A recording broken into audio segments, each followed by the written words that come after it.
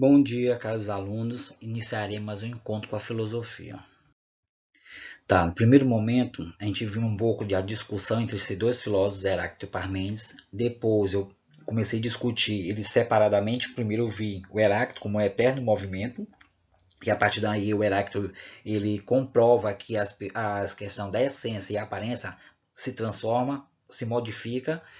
E já agora a gente vai ver um pouco sobre o Parmênides, o eterno imutável. Né? O Parmênides já discorda, né, desses objetivos deixados por Heráclito. Ele dizia que a mudança seria uma certa ilusão, que a essência não mudaria, permaneceria o mesmo. A aparência se transformaria, mas a pessoa ainda é a mesma pessoa. É isso que Parmênides afirma nos seus discursos.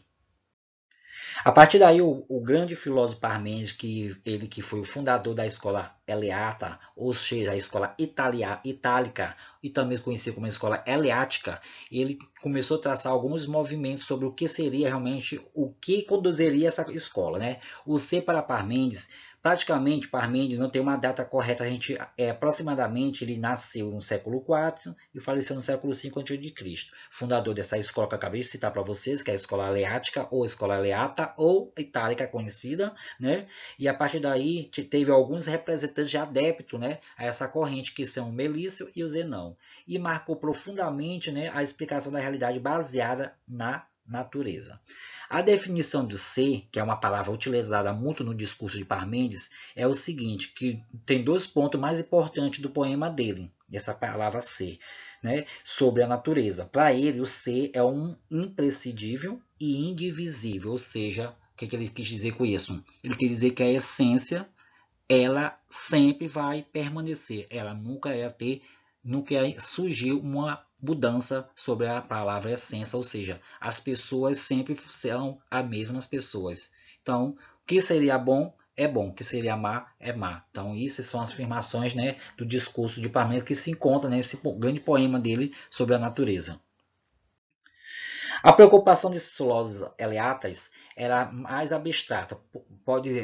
Podemos citar que, a partir do primeiro sopro da lógica, né, e da metafísica, eles defendiam que a existência da realidade única seria para eles o monistas.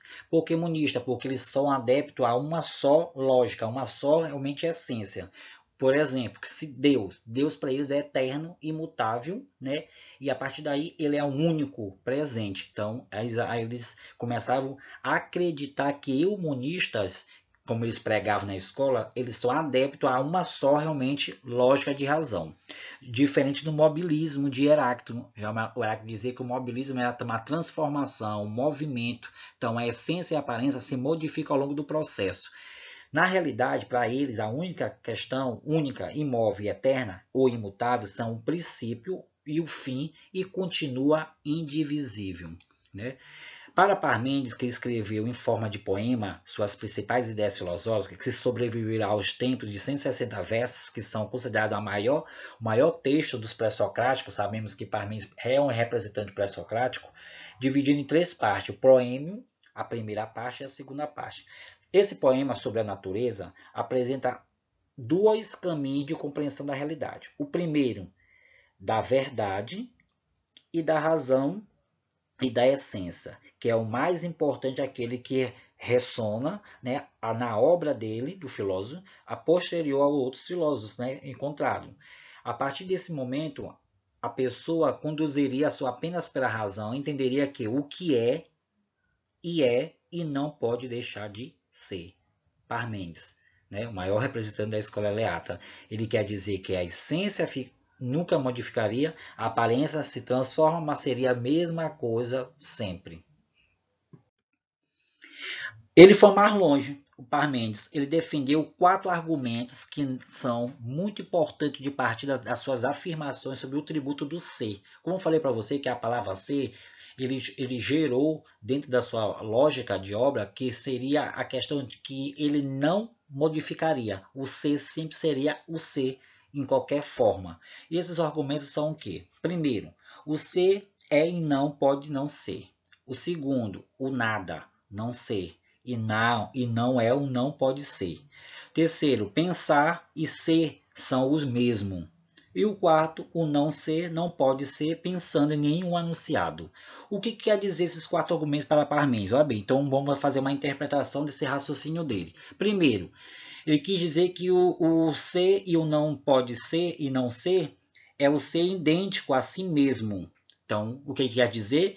Vou dar um exemplo do ser humano. Para ele, o ser humano seria a mesma pessoa sempre, nunca modificaria.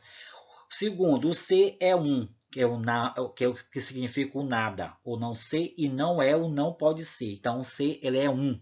Então, ele é único. O ser não pode ser gerado. Pensar em ser são o mesmo. Então, o ser e não pode ser é o gerado. Então, é isso que ele quis dizer.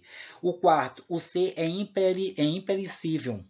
O não ser não pode ser pensando em nenhum anunciado. Então, o ser é imperecível e é indivisível. E esse ser é indivisível e esse ser é imutável. Ou seja, o ser é imóvel. Ele nunca modificaria. Sempre vai ser a mesma coisa.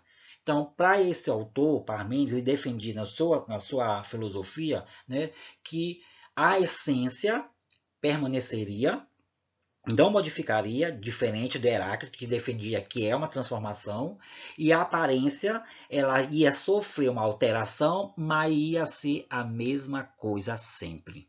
Parmênides, defensor da escola eleata. Aqui tem um mapa conceitual, né, que fala o que foi o Parmênides, a sua teoria, a escola que ele fundou, a Aleata, juntamente com Melis, que é representante mais não, que a gente vai ver mais na frente depois, para explicar esses dois filósofos seguidores da escola Aleata, que é importante a gente saber, né, o preciso, né, desses dois filósofos.